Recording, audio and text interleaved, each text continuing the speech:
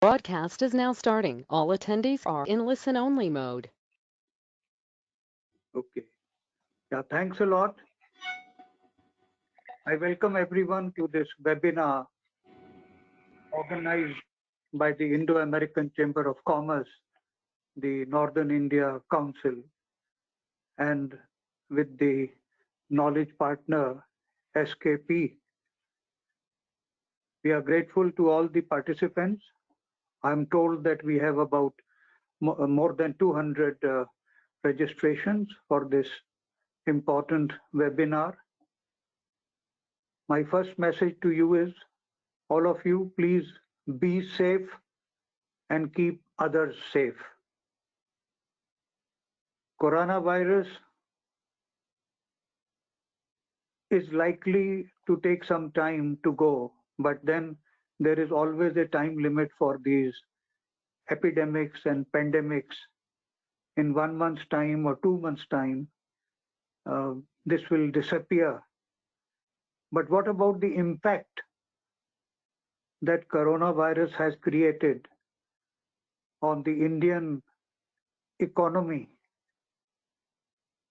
Being a Chamber of Commerce, we are going to discuss mainly the economic issues that have emerged as a result of the lockdowns and other steps taken by the central government and the state governments. We have very eminent panelists today, three of them who will make their presentations. We have Mr. Arun Karna. He is the Managing Director and CEO of AT&T Global Network. We welcome Mr. Arun Karna to this webinar. Then we also have the distinguished participation as a panelist from Mr. Neeraj Sharma, Senior Executive Director in charge of Direct Tax and Regulatory of SKP. And last but not the least, and possibly the most important person, particularly in Delhi today, one of the most important persons is Mr. M.N. Tiwari of the Indian Police Service. He is the Additional Commissioner of Police, Delhi, as a part of the Delhi Police. So we welcome all three eminent panelists who will make their presentations. My request to each of the panelists is that please present your point of view on the issues that have been allocated under the overall heading of the COVID. What are the implications on the economic scenario, the effects of Corona on ecosystem? That is the theme of the webinar. And under that, there are three subtopics. That is impact of Corona on global tourism and education. And secondly, how can technology enable business and continuity? Third is amendment to the Finance Bill 2020 and changes in the taxation laws due to COVID-19. So our eminent panelists will be touching upon these important issues. I know 10 minutes is a very short time, but bullet points are sometimes stronger than big theses, to be presented. And then after the presentations, we already have received questions from our participants, about 15 questions, and those will be answered upon by the depending upon the expertise of the panelists. They will answer those questions. So we have enough time for floor participation as well. Now with these opening remarks, and I must also thank our team of Indo-American Chamber of Commerce, NIC, headed by Ms. Kashish Tyagi, to have thought of this initiative, which has received huge response.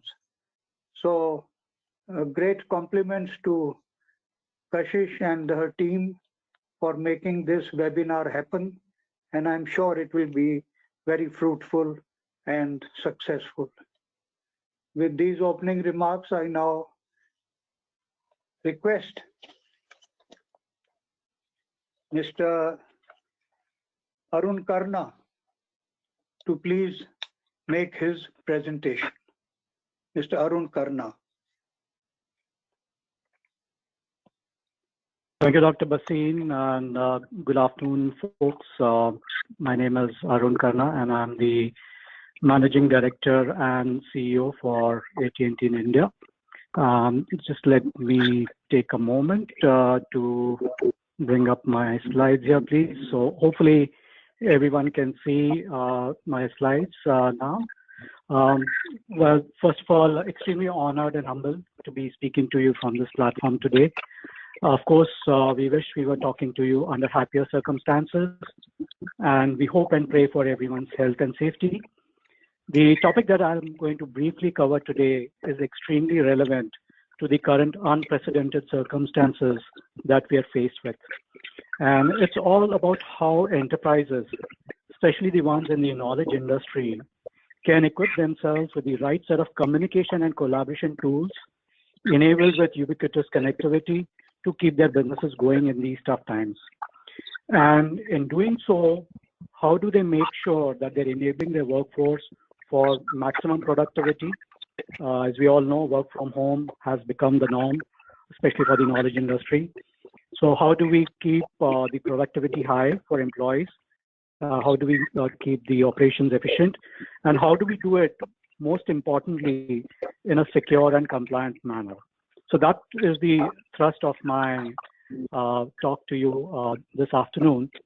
So moving on, I believe everyone is coming to terms with the fact that this COVID-19 situation, it's not a short-term thing. So, while the episode might itself pass away in a few months, as Dr. Basim alluded to, but its effects are going to be long-term. That's a given. And while we are not able to predict as to when exactly the current episode will subside, when it subsides, the world would never be the same again. I think all of us recognize that. From a business perspective, what this situation has done is it has further accelerated certain trends that were already visible in the knowledge sectors. So for example, most companies had already made some progress on adaptation of flex working hours, flex working concepts, work from home concepts. There was already an uptake of cloud-based collaboration tools like MS Teams and WebEx. There was already a move towards virtual desktops. Now, what the situation has done is to accelerate these trends exponentially. The flip side of the situation is that if the enterprises do not scramble and provide the right set of tools to the employees will find their own informal tools to start communicating to be able to stay productive. And we all know that this is dangerous because these tools would be devoid of enterprise-grade security. And also from a data protection, data privacy perspective, this might cause breach in rules and regulations like the ones surrounding SPI, GDPR, etc. The other thing that is certain is whatever changes the enterprises make in their business models and processes to respond to the current situation, a lot of these changes would stay even after the current episode subsides. So these will become permanent in a sense because enterprises would see those changes as being mission critical even going forward for the long term. The next slide, this one is an extremely interesting slide, and I believe this will also talk to some of the questions that we received in some manner.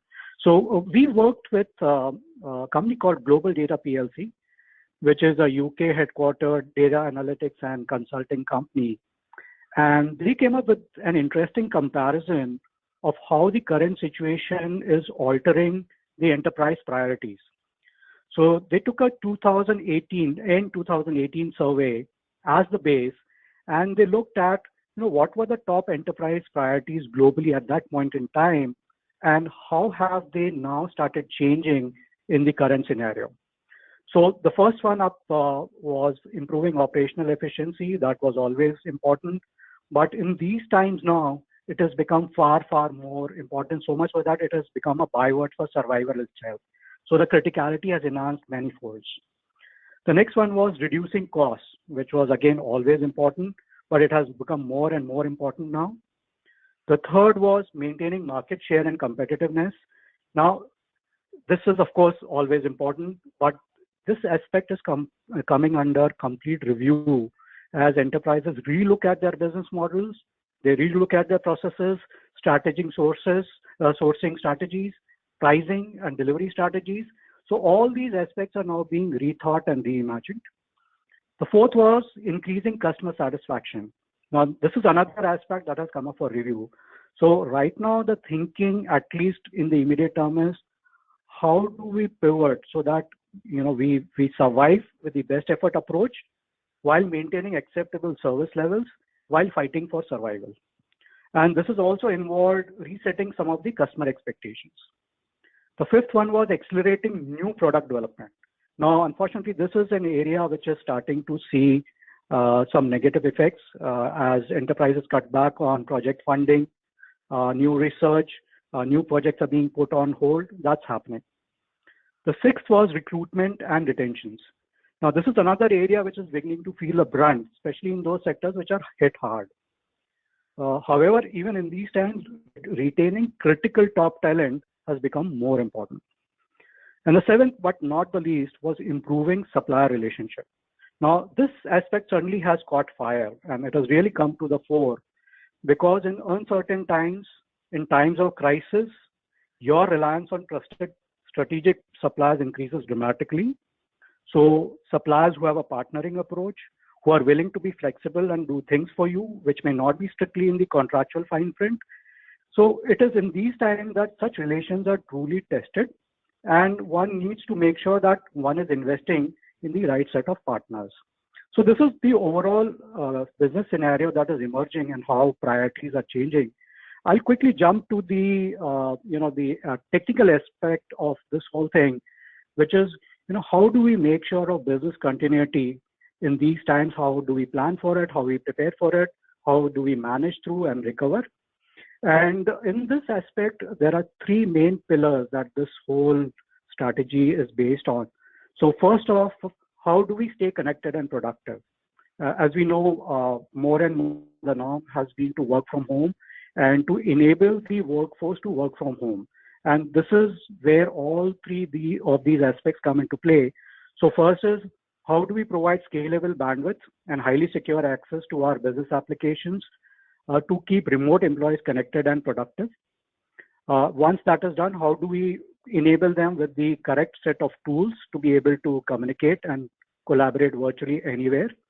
And how do we provide access to secure enterprise applications in a manner which is truly worthy of an enterprise level security regime?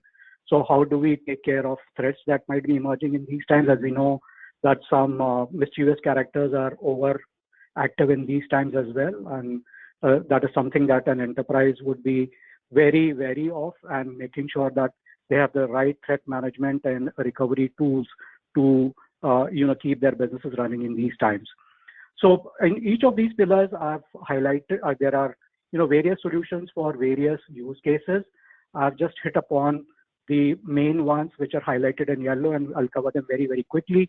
So in the first pillar, staying connected and productive, there is this need to provide secure connectivity to remote employees who might be wanting to log into enterprise applications, but we need to make sure that only the ones who have the right authentication and have the privilege to have access to critical enterprise applications, those are the only ones granted access.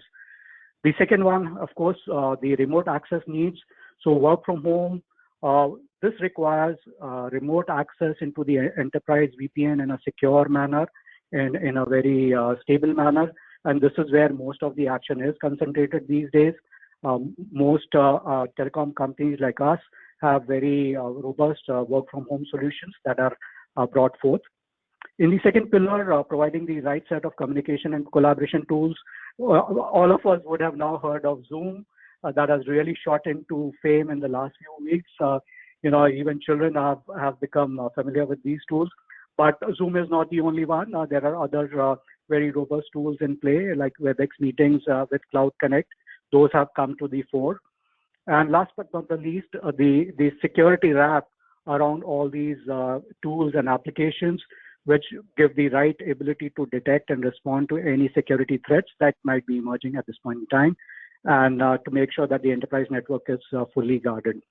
The last slide from my side, which quickly depicts how a work from home scenario looks.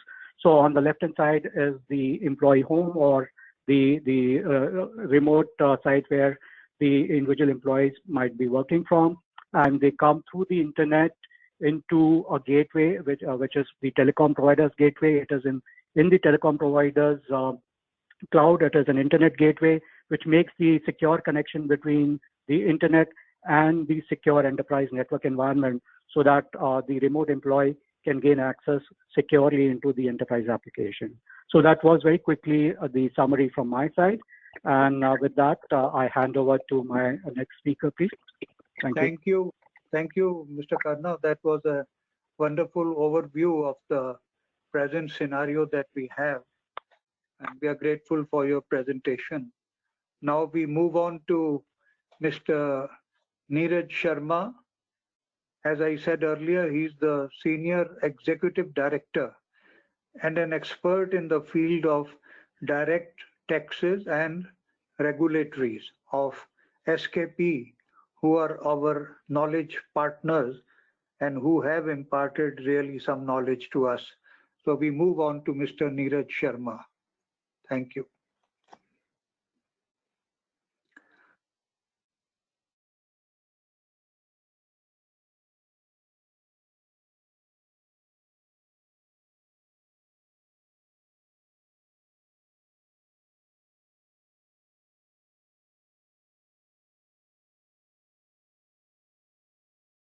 Mr. Sharma, you are there?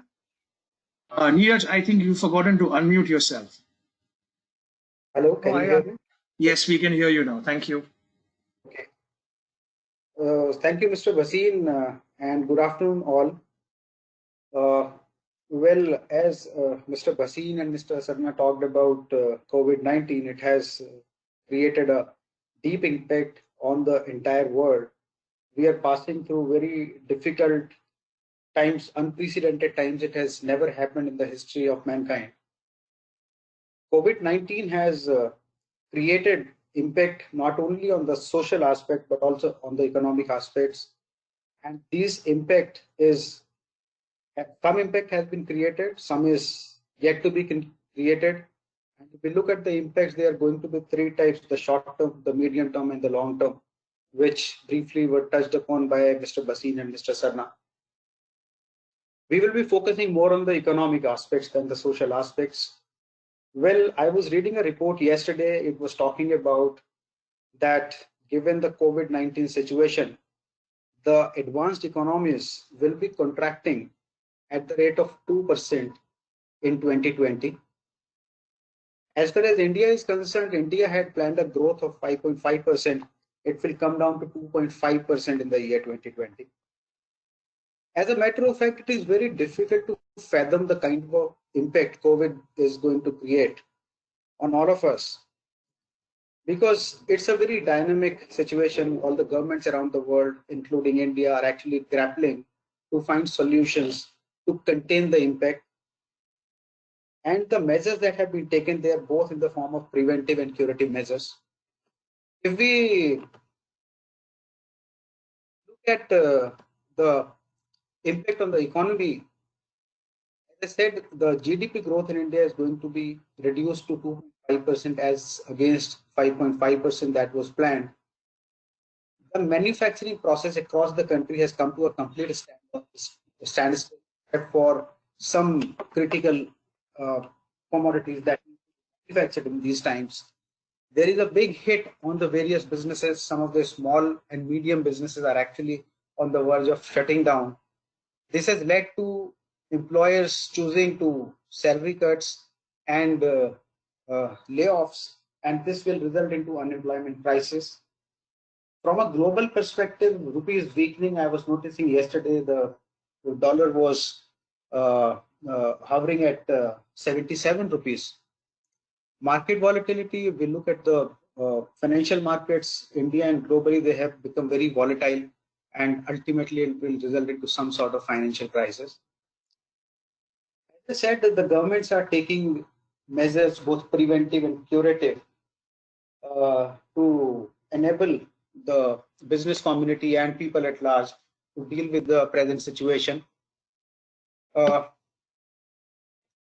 of the big gifts that has been given by the government is about 1.7 lakh crore benefit that has come to the poor. Apart from it, there are some relaxations in the rate cuts given by RBI. RBI has very proactively come forward and given a moratorium of 3 months in the payment of EMI. The biggest relief that has come to the exporters is in the form of extension of period for collection of export proceeds, which used to be 9 months. It will be 15 months now for all the exports that will be undertaken till 31st July 2020. There have been extension in the regulatory compliances for companies, including holding of board meetings. Some of the board meetings are necessarily to be held by physical presence of directors. They have been allowed to be held through video conferencing. The debit charges and minimum bank balance criteria have been removed. Custom clearance will be operational 24/7 to ensure that the import and clearance of essential commodities is not hampered. One big change which has come from the insolvency and bankruptcy code is that the threshold limit of 1 lakh has been increased to 1 crore. This has been done in the wake of the fact that during the existing crisis, it is quite possible that people may default in payment of their dues. And the last is about the link of Aadhaar and PAN has been extended from 31st March to 30. Another big relief which is coming to 10AA eligible units is that the manufacturing investment that had to be done by 31st of March, the date has been extended to 30th. What is more important to notice is that it will be applicable only to those cases where LOP has already been received by 31st March. In case LOP is received beyond 31st March, the date extension is not applicable to them. In terms of filing tax, the financial year 18-19 is concerned, the due date was 31st of March for related returns. This has been extended to 30th June, but this is only extension of timeline for filing the return. The late filing fees which are applicable, they will continue to be applicable. We have all heard about the Vivad Vishwas scheme, that is the dispute resolution scheme, which was launched by our Honorable Finance Minister in her budget speech on 1st of February. It defined two payment of taxes settling the dispute 31st March and 30th June. In case the payments are made beyond 31st March, there was an additional 10% payment that had to be made. But given the date has been extended to 30th June, this 10% additional amount will not be applicable.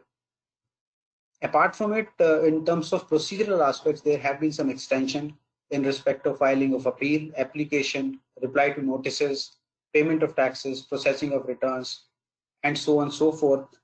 One change which may not be liked by the taxpayers is about extension of extension of date for reopening of the cases. The 148 notices for reopening of the cases for the financial year 13-14 that ought to have been served by 31st March can now be served by the tax authorities by 30th of June. More reliefs are in respect of the due dates extension, in respect of the investments and that are made for deductions and claiming exemptions from capital gains. Any payments that you make towards public provident fund or towards your life insurance policy that ought to have been made by 31st March Because of this extension and relief that is coming from the government, you can now make those investments by 30th of June. That essentially means that a taxpayer has an option either to claim that benefit in the financial year 1920, or at his choice, he can choose to claim it in the financial year 2021. As all of know that PM has launched the PM Cares Fund, and this fund is eligible for 100% deduction for all the donations under Section 80G. Any donations that are made will be not only 100% deductible, but you can make those donations by 30th of June. From a company perspective, this donations to PM Relief Fund will qualify for CSR spend. There is only one confusion around it, that from the company law perspective, you can make that CSR spend only if the donation is made by 31st of March. From an income tax perspective, the donation, even if it is made beyond 31st March but before 30th June, will qualify for deduction. But from a company law perspective, I think some clarification should come from the company law board. A big relief is also coming to the taxpayers who want to manage their cash flows. In most situations, the income of the taxpayers is subject to withholding tax. And where the taxpayers believe that the withholding tax is going to be more than their tax liability, they generally apply for a lower or nil withholding tax order. Given the situation, the government has taken a very proactive step by saying that the withholding tax order that were issued in financial year 1920 will also be applicable for the financial year 2021 up to 30th June. There was some confusion about the amounts that are eligible, because every lower deduction certificate comes with the name of a party, the payee, and the amount that can be paid withholding that lower tax rate. That clarification has been given by the government yesterday, and it says that all the thresholds will refresh in the financial year 2021. That means assuming a withholding tax certificate was issued, which was valid for a certain amount, let's say for 50 lakh rupees, from 1st of October 19 to 31st of December 2019, will be available and will be eligible from the period 1st of April 2020 to 30th of June 2020, and the amount of 50 lakhs would get refreshed. One more change that has been made for giving relief to non-resident taxpayers who have got permanent establishment in India. The payers are supposed to withhold tax at the rate of 40%, or as per the certificate issued by the tax authorities. Given the situation, there is no possibility of obtaining a certificate. So therefore, it has been decided that all those non-resident taxpayers who have got a permanent establishment in India can receive payments after withholding of 10% rate. There is a process set for filing application online also. Another big relief that is coming is in the form of relief from the payment of tax. So the extension of due dates, as we just now talked about, is in respect of procedures, filing of documents and other. As far as payment of tax is concerned, there has been no extension by the government for payment of taxes. The due dates for payment of taxes will remain as they were, but the relaxation has been given in 3 different ways. One is that if there is a delay in payment of tax, then the interest will be applicable at a lower rate. Under the Income Tax Act, the interest typically varies from 12 to 18%. The reduced rate will be 9%. And this will be applicable to all the payments that are falling due between 20th March and 30th June. And only for the delay during this period, it will enjoy the reduced rate. The second is, because of the delay, there were provisions under the Income Tax Act triggering initiation of penalty proceedings, and third, triggering initiation of prosecution proceedings. So in case of delays in the respect of the taxes that are falling due between these 2 dates, 20th March and 30th June, there is going to be no initiation of penalty or prosecution. Similarly, there have been extensions in the GST returns and payment of taxes. And there was a scheme launched by the government last year for settling of indirect tax disputes under the erstwhile tax laws, that is service tax. That date has also been extended till 30th of June. One question that remains unanswered and some sort of clarification should come, whether the date, the taxes that are falling due between 20th March and 30th June will also include the taxes for the earlier years and in respect of which the assessment has been made now and the notice for payment of those taxes has been issued now, or this will only be applicable only for the taxes which are actually arising and falling due in these dates. COVID-19 situation has, typically given some very difficult situations. Now, imagine a person who, an Indian resident who had been out of India, and because of the COVID-19 situation, he has not been able to travel back. In this situation, because of the threshold of a stay in those countries, if he becomes a resident of that other country also, and he remains a resident of India also, whether he will be liable to tax in both the countries, there will be issues of dual residency that need to be resolved. Similarly, if we consider a situation on the reverse side, that a foreign national, a foreign resident comes to India and he gets stranded in India, will it ultimately result him becoming a resident of India depending on the threshold of time? And therefore, would he be liable to pay taxes in India in addition to what he has been paying abroad in his own country? Whether his stay in India give rise to permanent establishment of the foreign company of which he is an employee. These questions are yet to be decided. There is no clarification, no guidance on this. There could be place of effective management risk because of the result of relegation of key managerial personnel like CEOs and senior management personnel.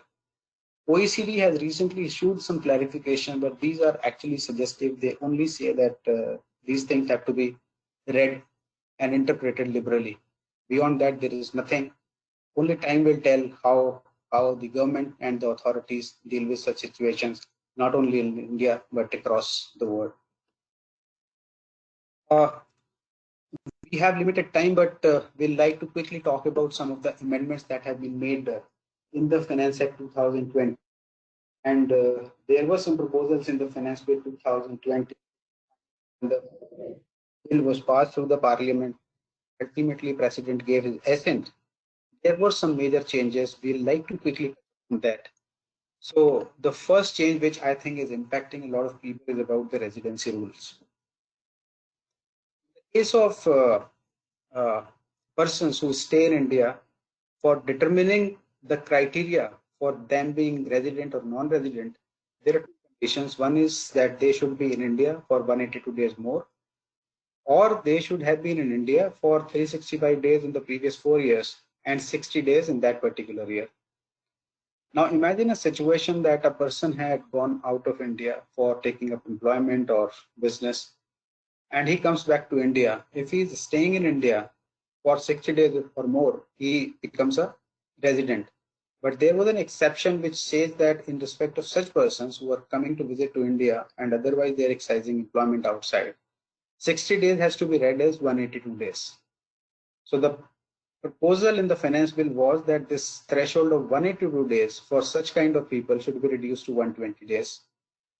Finally, when the bill was passed, this threshold has been removed. It has gone back to 182 days, but there has been a new condition that has been put, and that is regarding the income of that person from sources excluding foreign sources. That means if the person is earning income from the Indian sources, he has been a non-resident and staying outside India, coming back to India, then the condition of 182 days will be reduced to 120 days. Mr. Sharma, sorry to interrupt. We have another very important panelist. So would you please cut short, because it's a very important thing that you are dealing with. But these procedural things, you see, can be, for the time being, kept aside. Sure, sir. I will just quickly talk about this thing in just less than 2 minutes, and then we can move on, sir. So the other thing is about deemed residency. This is applicable in the case of persons who have gone out of India, who are actually citizens of India, a person of Indian origin, and they have been managing their affairs in such a way that they are not taxable anywhere in the world.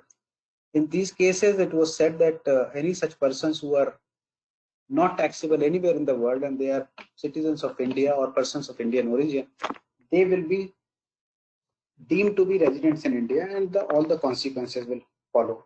Similarly, there have been some changes that have been made to the residents who can be qualified to be resident but not ordinary resident, as suggested by Mr. Bhasin. I will not delve more on these aspects. Coming back to the main aspect of the impact of COVID-19 and how the government is tackling with it, I think government has been very proactive in bringing about the relief measures, taking curative and preventive measures, both types. And in the times to come, I'm sure the government will be conscious and they will continue to provide relief to the businesses and the countrymen. Thank you so much. Over to you, Mr. Bhasin. Thank you, Mr. Sharma. That was a brilliant overview. I tend to disagree with some of your observations, particularly when you say that government has taken very effective steps and reliefs have been given and curative steps have been taken. My view is that these are only very superficial steps which have been taken. They do not address the issues which are being faced by business, industry, and commerce.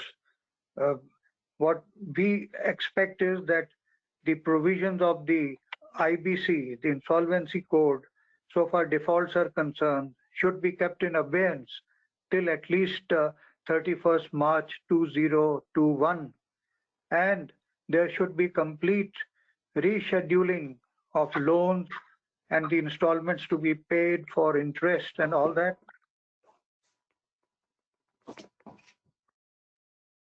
These are what RBI has done is giving 3 months, moratorium. That is hardly adequate, The moratorium should be at least till end of the year or till the end of the next financial year.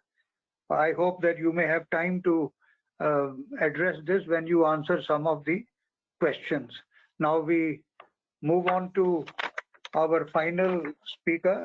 As I said, last but not the least, a very eminent Indian Police Service officer, Mr.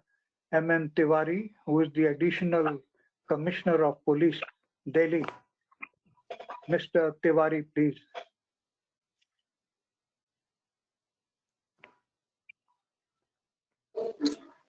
Yeah. Good afternoon, panelists and participants.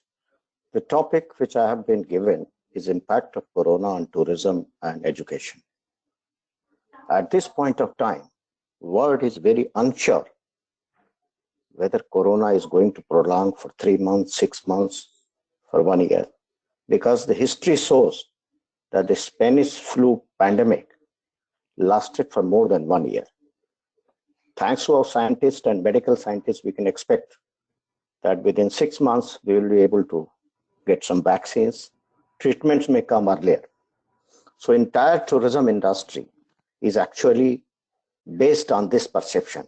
Whether this crisis is going, this Corona pandemic crisis is going to be over in 1 month, 2 months. Only then tourism is going to decide which way it will be. Because tourism is the most, I will say, worst affected industry by this pandemic.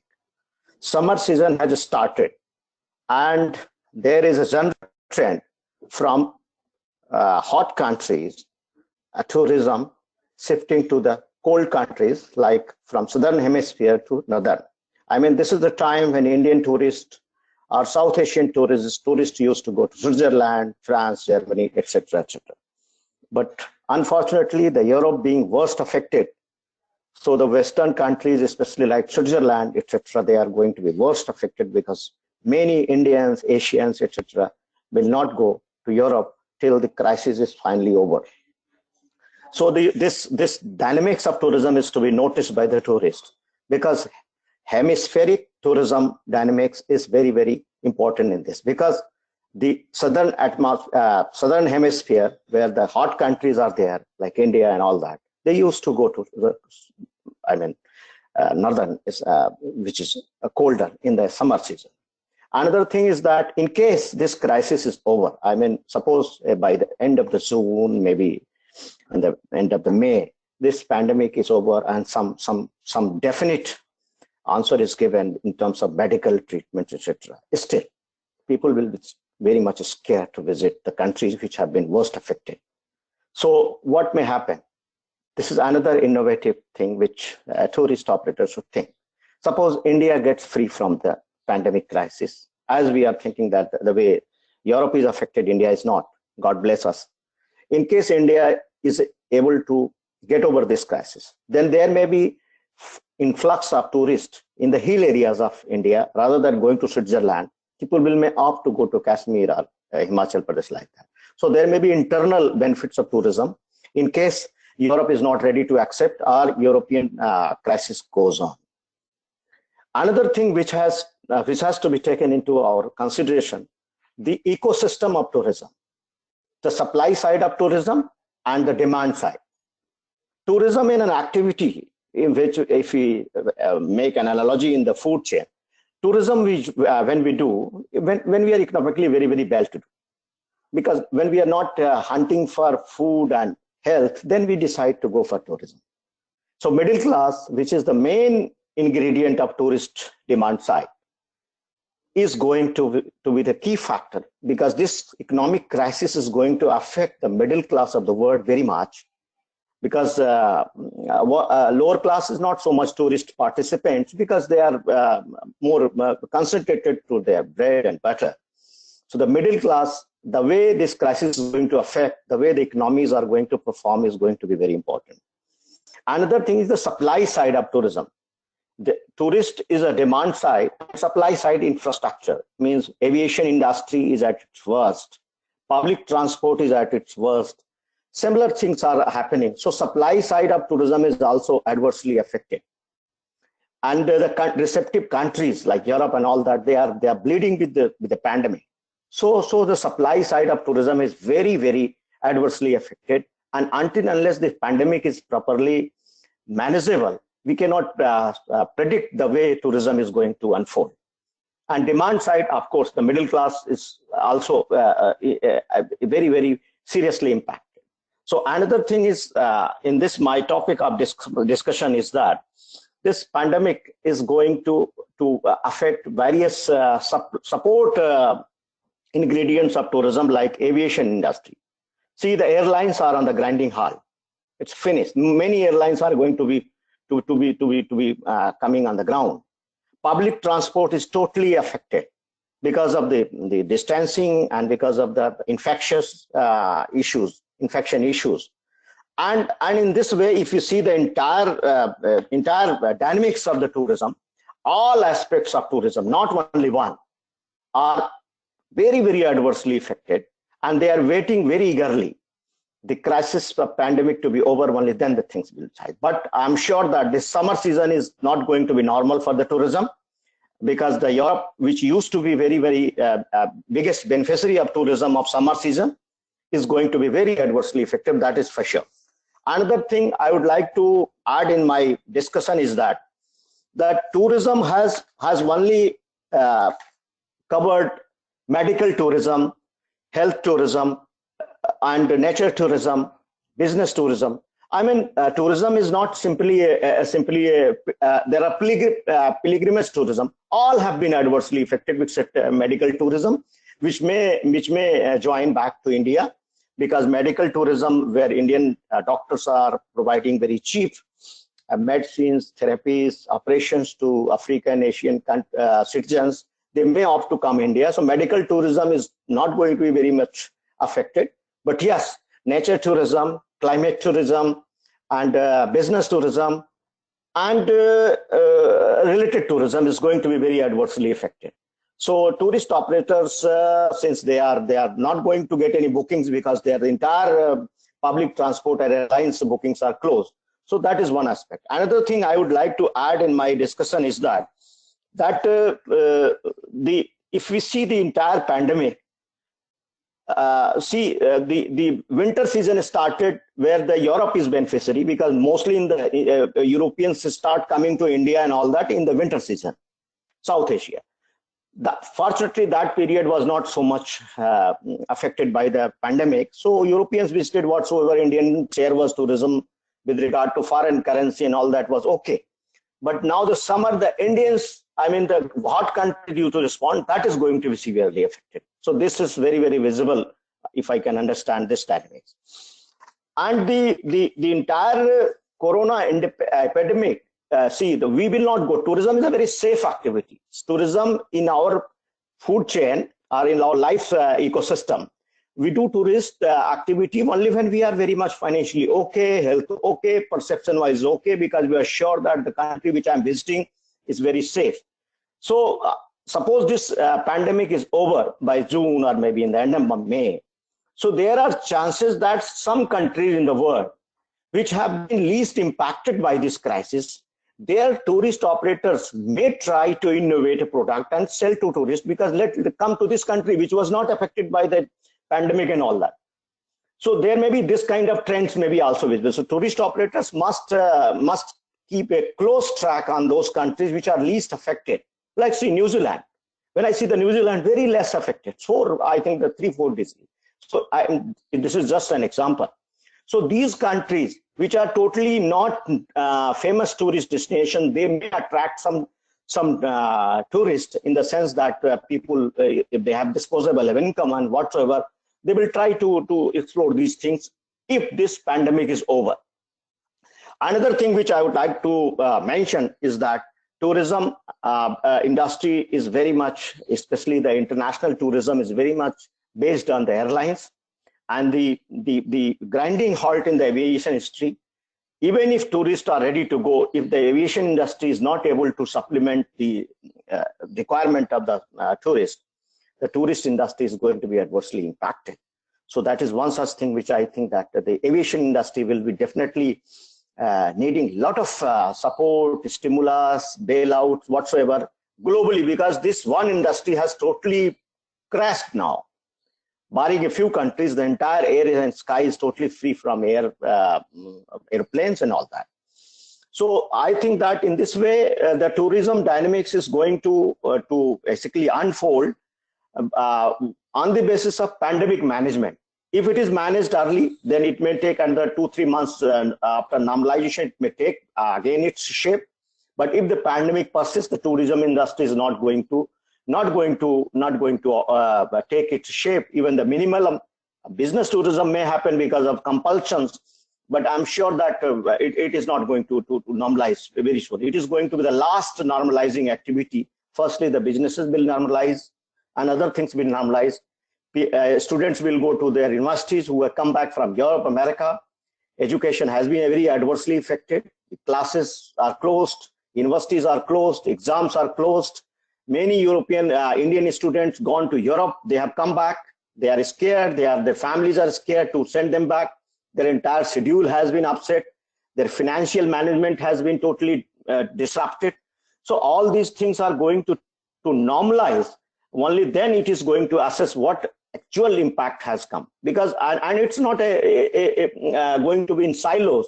The way the economic recovery of the world is going to happen, the way the government is going to address the crisis, this all depends on these things. Education, another thing which is very, very important, which I am visualizing, is that the way this crisis has given, thanks God, we have an IT ecosystem now. Just imagine 100 years back when the crisis was there, the pandemic was there was no digital connection and all that. So I was today listening Mr. Parag Khanna, who was telling that we are in the digital globalization, not only industrial, digital.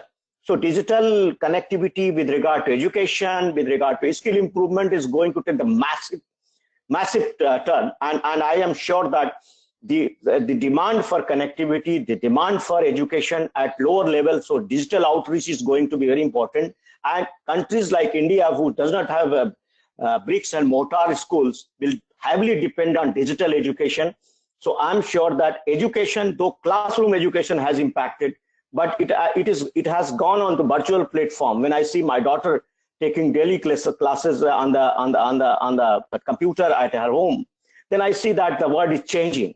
But yes, there is a digital divide because the poor people, students, economically weaker people, students cannot have the advantage of having a computer at their homes. So now this digitization of education is going to be further improved by providing a community hubs of or individual things, so that digital education is going to increase after this crisis, because the infrastructure is going to increase, and there is a connectivity increase also. I am sure that the connectivity issues have been resolved to a lot, but it is still, I think that in the areas, it still needs better connectivity. So digitization of education, digitization of exams, online kind of things will going to be very important in the next dynamics of the things. And every infrastructure, educational infrastructure, is going to address these issues if they want to survive, because this will make very premium institutes to the reach of the people who cannot go to the buildings or who cannot go to the faculties physically. Is now with the digital outreach, they will be able to touch those faculties in terms of listening their lectures and all that. Even this webinar which we are doing right now is a miracle of this digital connectivity. So I am sure that this pandemic has actually popularized the digital spread of education rather than the physical attending of the classes or teaching, and it is going to increase and increase. Due to lockdowns, each day I am listening a lot of lectures on my Amazon stick and all that, and I am phenomenally, sometimes when I am boring, I just listen to the lectures, and the way it is increasing the knowledge and all that. So everyone is exploring inside. Being in room, we are digitally connected to the world through social media, through YouTube. We are watching a lot of lectures. So these are the very important test of the pandemic, that how the digital world has taken care of our connectivity, our relationships, our knowledge integrations. So this is one such thing which I think that another impact which I'm watching of this corona epidemic, and this is going to increase further. Like telemedicines, all these things are going to increase, and this education, medical education, which is basically a metro city based, and the treatments and all that. Mainly, many diseases are not so surgical, or they don't require so much complexities. They are going to be telemedicines, and these are new dimensions which we are watching. Medical education, medical treatments, all these things are going to be given a permanent shape. I mean, now we'll have to be structured with regard to providing these facilities: telemedicine, teleeducation, e-libraries, e-books, even reading e-newspapers. These days we are not reading newspapers because we are thinking that it's very difficult to get a newspaper. We are very scared about the contamination, all that. So we all are reading newspapers. We are supplying to our friends digital newspapers. See, the education has taken, I mean, we could never imagine the way we are digitized now. So that is a very important aspect. And I'm sure that the day will come when I will say e-tourism. I will be sitting in my home and I will be roaming in the streets of Paris and watching the Eiffel Tower, zooming it like that. So all these things are going to be new products. So I am sure that this corona epidemic is going to be very adversely impacting the tourism industry and tourism ecosystem, not only the supply side, but the demand side. Countries with the tourist attractions are bleeding like anything. Europe used to be very favorite location, and now the Europe is hard hit by the pandemic. So until and unless this pandemic is tamed, until and unless this pandemic is managed, I don't see any future of tourism. Till that time, education and other things may continue because of digitization. Aviation industry is to be still structured, because I don't know what kind of airlines will be surviving after this crisis.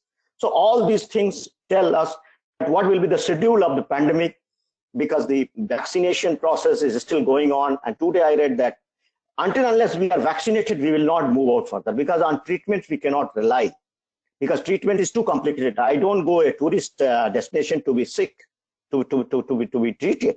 I feel healthy, and then I go in at any particular tourist place. So only the vaccination discovery will actually trigger the tourism. Until unless vaccination is not there, people will avoid going to tourist places, to new places, touching new horizons of tourism. So the entire tourism sector is actually based on when we are going to have vaccination or early disappearance of the disease. It is history that the vaccination on Ebola arrived later, but meanwhile Ebola disappeared. So on the basis of history, we can see sometimes disease disappears, virus disappears. There may be seasonality dynamics, etc., etc. But people want to be doubly sure. We cannot go to rich destinations by having a mask and sanitizer in our pocket. Tourism is a relaxed activity. We will go. People will move to tourist places only when they are freely confident and freely convinced that yes, there is no danger, and that thing is to come after a long time. I am sure it is not so normal. So until normalcy arrives, we can't expect tourism to be normal. So the vaccination and tourism are wiping out of this disease are very closely connected. I think broadly I could envisage these factors in my lecture. So I will be closing with a prayer that those who have departed, those warriors, frontline warriors like doctors and all that, they are doing a very great job. And let us pray that this pandemic is over, then tourism will recover later on. Thank you very much. Thank you, Mr. Tiwari. I think your two-in-one presentation on tourism and then the educational aspect have been very, very enlightening. You have very rightly pointed out that tourism industry is the worst affected, and you highlighted what should be the ecosystem of tourism. And on education, you said digitization will lead to some sort of a boon for education even out of this crisis. So we are very grateful to you for your presentation. So friends, we come to the end of the presentation by the panelists. Now we go to the questions which we have received from some very eminent participants, which include Mr. Srinivas Dandin, Mr. Arun Kumar Chaudhary, Mr. Vivekanand, Mr. Pranay Chavla, Mr. Mukesh Batra, Mr. Sanjay Srivastav, Mr. S.L. Deshmukh, Mr. Rajendra Gogale, Mr. Soma Sundaram, and very eminent participant, Mr. Kamal Mittal, as also from Veena Sharma, Gaurav Gupta, Manoj Rana, Kohinoor Narayan Bhattacharya, Sanjay Jain, Nimit Naga, and Bibu. Now I'll request all the three panelists one by one. The questions have been conveyed to them along with the names of the those who have posed these questions, to please respond within 3 minutes. Our time is over in the next 2 minutes, but I'm told that we have an extension of 15 minutes. So I will request firstly Mr. Neeraj Sharma to respond to Mr. Srinivas Dandi and also the other eminent people who have posed these questions. Over to you. Thank you, Mr. Basin. The first question that has come to me is from Mr. Srinivas Dandin, Director, Rank GS Private Limited. Read out the question. What is the impact of virus on Indian economy, and what would happen if big Indian project already initiated? Well, as I mentioned that virus outbreak has created a effect on the world as a whole, and Indian economy, which was projected to be growing at the rate of 5.5%, will now be growing at the rate of 2.5%. Indian projects in sectors having demand in the West and dependency on raw material countries impacted by pandemic may be impacted hugely. Such projects may be halted for a certain period of time and may gain momentum depending upon how the world will revive itself from the pandemic. Nobody knows whether it will take 1 month or 2 months. No visibility into that. Mr. Raghuram Rajan, our erstwhile governor of Reserve Bank of India, said that India revives itself during crisis, while RBI has opened up access to sovereign bonds. Indian business community should also focus on sustainability and also shift itself from dependency. So based on this, what I feel that what India can do is it can reduce its dependency on China and other countries for its raw material. It can also refocus itself from the sectors that have been hampered to sectors such as pharmaceuticals, defense, etc. It can also have a backup action plan ready, such as setting up disaster crisis management. What more can be done is arranging facilities for conducting business operations while maintaining normal social distancing so that revenue could not be hampered, or if hampered, the impact is very little. The other question is from Mr. S.L. Deshmukh, Senior VP Sun Group. I'll read the question. Request we also review problems having faced by MSME sector and some specific measures to mitigate those difficulties. Yes, MSME sector will, facing a difficult situation because of the liquidity crunch and working capital management problem. As I mentioned, that MSME can help in production of good quality and cheap raw material for exports and indigenous consumption. As well as in the sectors, for example, all of this is achieved. We may achieve change our technology, improvise the existing ones. MSME can also aid in maintaining production facilities during the pandemic crisis and any other crisis. So I think that answers your question, sir.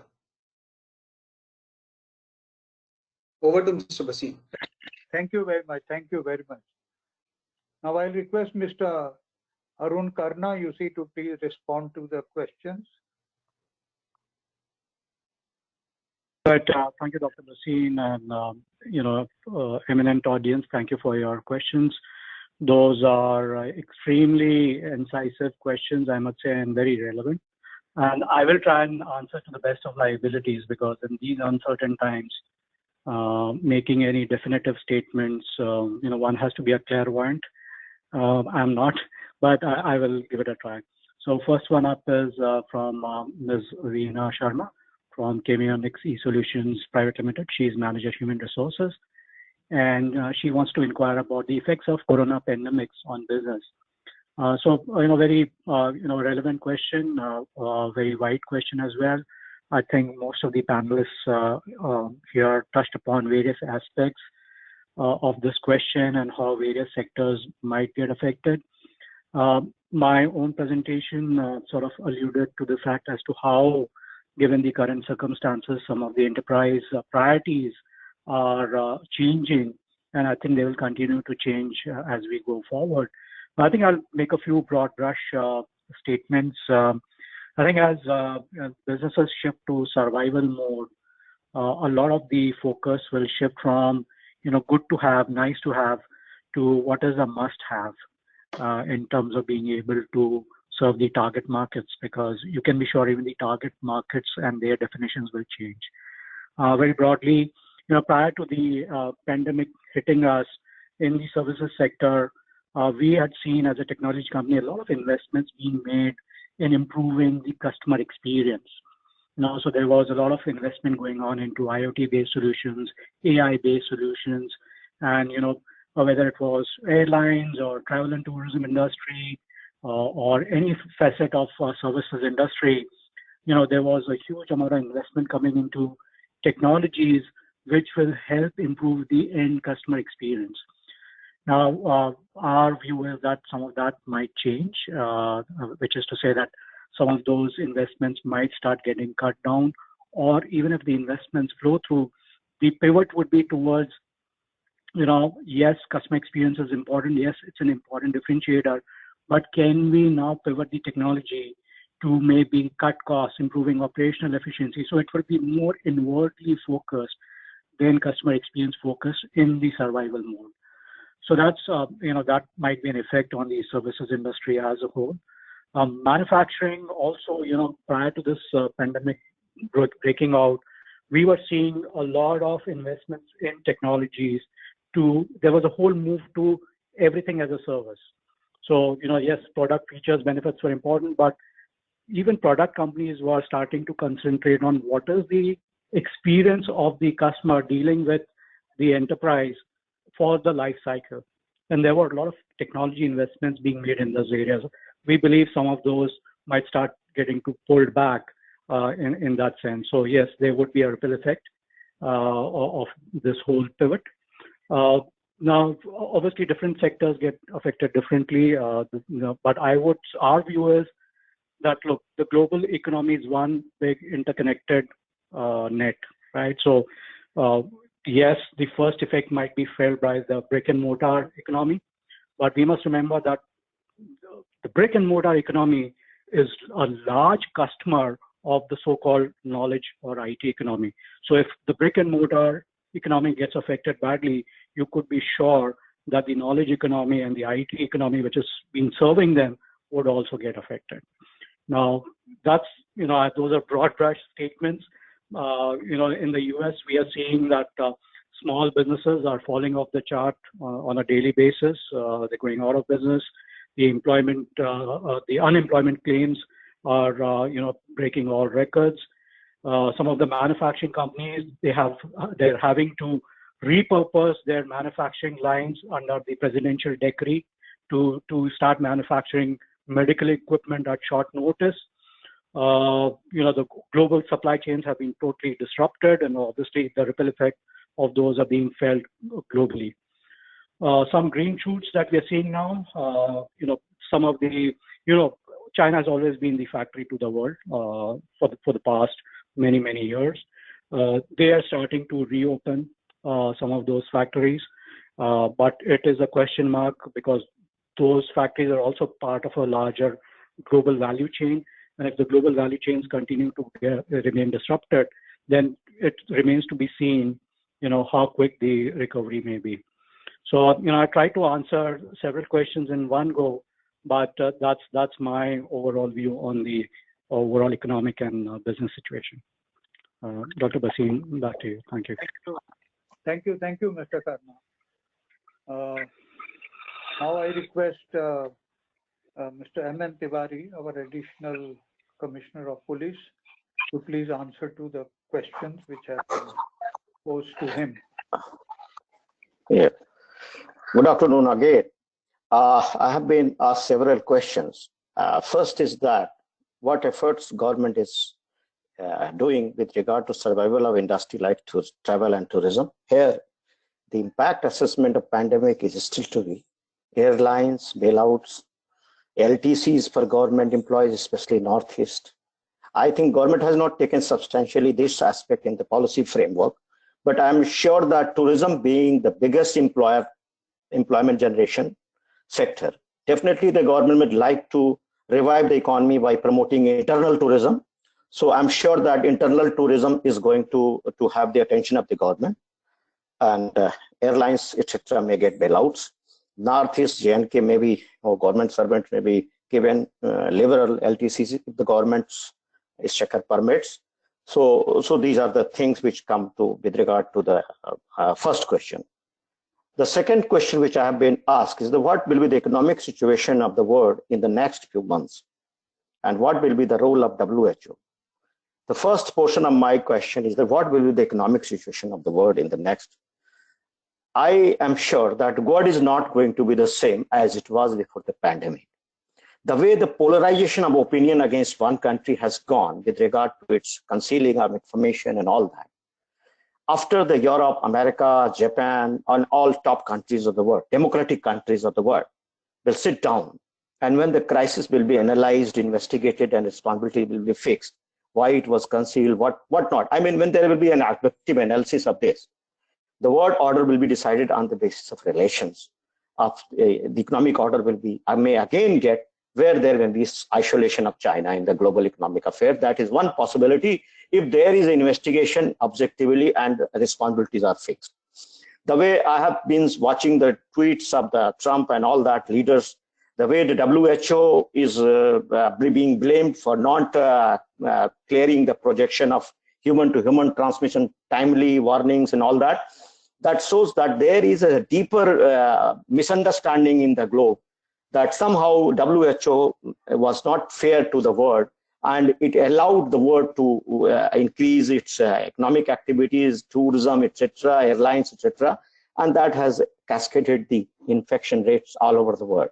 So the new economic order is maybe where world may be very much close to democratic regimes, where India is going to be very one of the beneficiaries.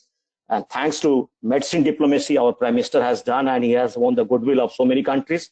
And I am sure that the world economic situation will definitely will be defined on the basis of the crisis ingredients during the pandemic.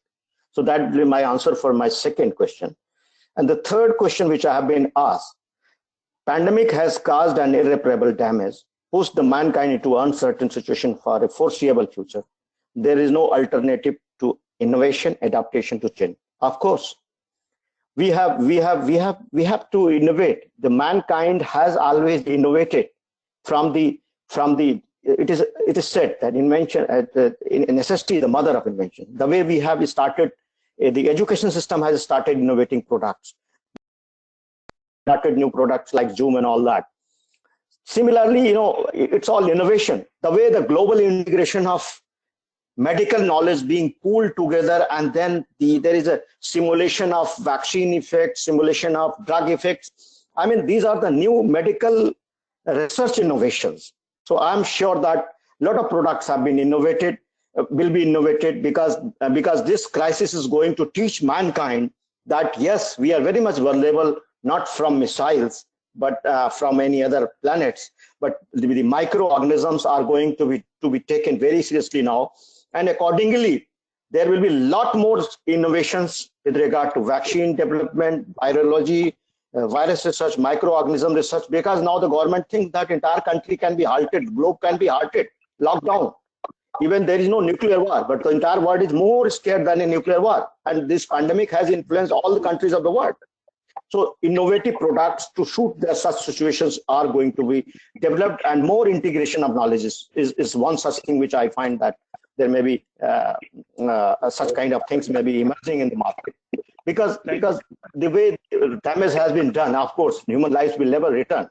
But of course, now the world is going to show that now the alarm system of any pandemic, epidemic, disease spread is